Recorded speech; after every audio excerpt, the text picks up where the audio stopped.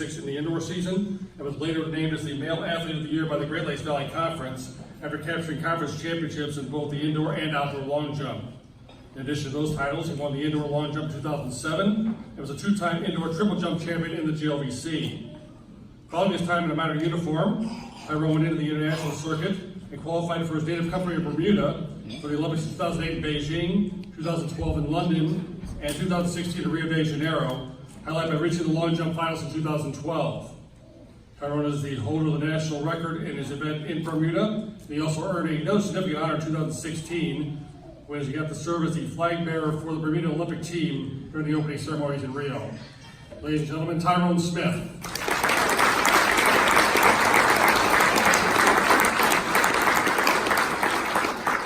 So I'm on the front end of the millennial chart, but I'm still a millennial, so I'm going to read this off my phone. So I'm going to take a little bit of you guys' time today just to tell you a little about the story, because Rolla absolutely changed who I am as a person. Everything that I have today, I can trace back to this campus. Because I would say, if I had to pick some words to define my athletic career before I got to Rolla, it would be last picked, prejudged, underestimated, or just flat out ignored. I didn't get recruited. I didn't get any letters in the mail. I just wanted to run track. The fact is, I came from a pretty harsh family life, where at best I got 2 meals a day, and at worst I can go to the corner store and get 2 honey buns for $1, split one with my sisters and have one for myself. And that never really stopped me from wanting to be a track star, though, or wanting to be a football star. I always loved football, I loved track. When I was a little kid in Bermuda, I did the youth games, which everyone has to run in the islands. And I just remember running past kids and tripping them while I was running past them. My first memory of running. But you know, when I got to high school, I wasn't a stud athlete. And sometimes when you're a young black athlete, you're expected to run super fast, and jump super high, and just be this stud athlete straight out of the womb. But that's not always the case. And when you're not, it actually kind of plays against you, because coaches, because they're only human, tend to look past you when they've got all this talent surrounding them, all these stud athletes surrounding them. But if you're persistent, you can still make something of yourself. And if you find the right opportunity and the right place to let your dreams come forth, then you can still make something of yourself. It's kind of a long story, but just to make it brief, when I was in elementary school, one of my childhood best friends, I saw her running on the streets and going back and forth, and I tapped her on the shoulder and said, "Peggy, what are you doing?" And she said, "Well, my dad signed me up for this track meet. It's run by the Hershey Chocolate Company. If you want to come, you can train with me." I said, "Okay, why not?" It was like $5. They took me to that track meet, and I did the 100 and the standing long jump. They didn't even let us run into it. They didn't want us to hurt ourselves. So did the standing long jump, and I got my butt kicked in the 100, but I did pretty good in the standing long jump. I actually made it all the way to the state meet twice, which was really fun for me because I'd never really been good at anything. But when I got to high school, again, not being a stud athlete, I decided to join the track team to stay in shape for football, as so many kids do. And they decided to make me a distance runner, which, I mean, I know I was scrawny, and well, to say scrawny would be an insult to scrawny kids all around the world, but middle distance just wasn't my thing. I don't think I ever broke 2:15 in the 800, which pretty sure my 10-year-old niece could do that right now. You know, I would actually beg the high school track and field coaches to let me long jump. I remember begging, "Please let me jump, please let me jump." But there were other guys who were better than me, and they had jumped decently far, so they got the spot. And I got to jump a couple of times in high school, but really my senior year in high school, I discovered the triple jump. And since no one else wanted to do it because it just looked hard, I got to be the triple jumper. So I just got to own it and be the triple jumper because nobody else wanted to do it. And I got pretty decent. I ended up being like all conference and all county in that 1 year. And I decided, well, I did pretty good. And I've just started. I've only been triple jumping like 4 or 5 months. So let me see if I can do it at the next level. So I already had a scholarship for college. I was planning to be an officer in the Air Force, had an ROTC scholarship. And I said, what if I could just find a school that has Air Force ROTC, a football program, and a track program that I could just like walk onto, just to see if I could do it. There aren't that many places that offer those opportunities for student athletes, and Rolla was the top of my list. when I got that big fat acceptance letter in the mail that had the college course or the catalog in it and all the classes, I knew this is where I was gonna end up. And couldn't have made a better decision. The first year here at Rolla, I was still just triple jumping and not doing super great at it, but doing well enough to still come out and be on the team and get a t-shirt, which is at that point, I had this thing about getting free t-shirts. I could get at least 2 a year.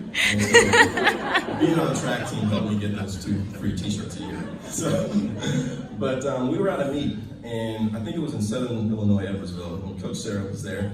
And I remember watching the men's long jump, and some kid jumped 20 feet, and he made the final. And I remember I went to Coach Jason at the time, and I said, I'm pretty sure I could jump that far. I think I could make the final.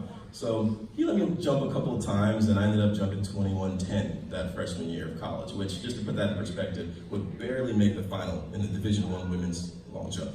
Barely make the final. So I got to jump, but didn't really come into fruition the way that I wanted to. But you know, the next year, things really changed for me. My life was changed because I met really the single most influential person in my life to date. And he's sitting right over here. I'm going to embarrass him a little bit. Coach Brian Shining, who unfortunately is not a minor coach anymore, but he's still my coach.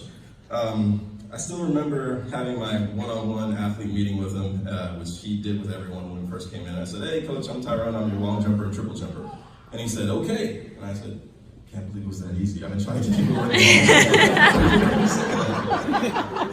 So he said, okay. And you know, sometimes it just takes one person to give a kid a chance. It takes one person to give a kid an opportunity. It takes a place to let someone grow, to let someone come into their own.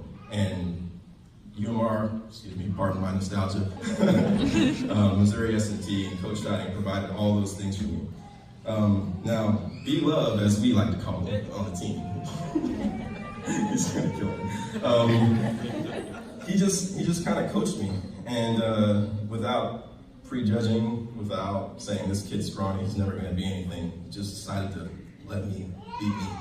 And can't thank you enough for that, Coach. Thank you. Well, first he kicked me off the team. Then he coached me and let me be who I wanted to be.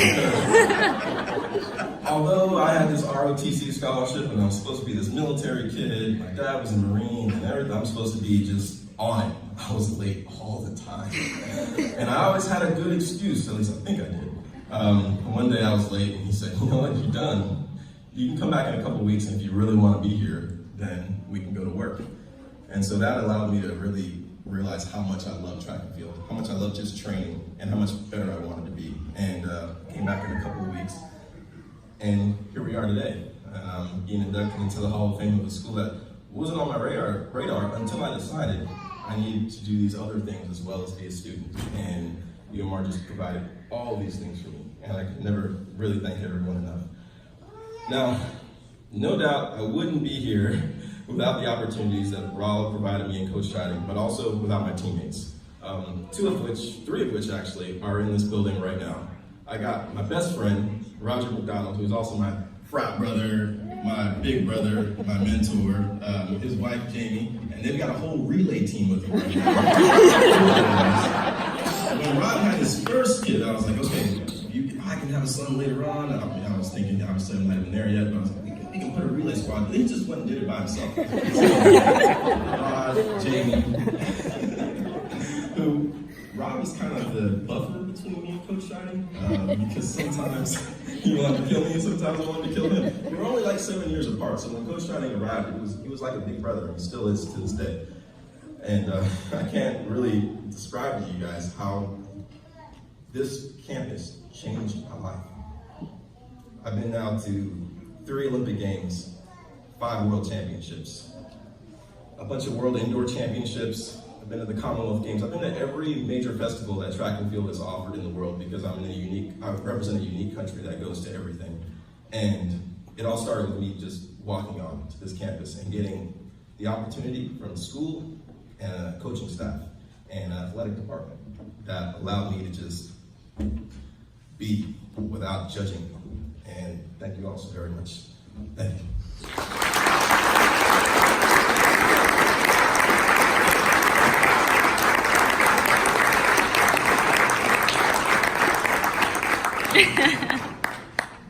Now, I still don't have my diploma because I have some parking tickets still. So I was hoping that maybe in here there might be a diploma. We'll find out later. Are you gonna ask them? Are you gonna ask them? You got more? I got one more thing.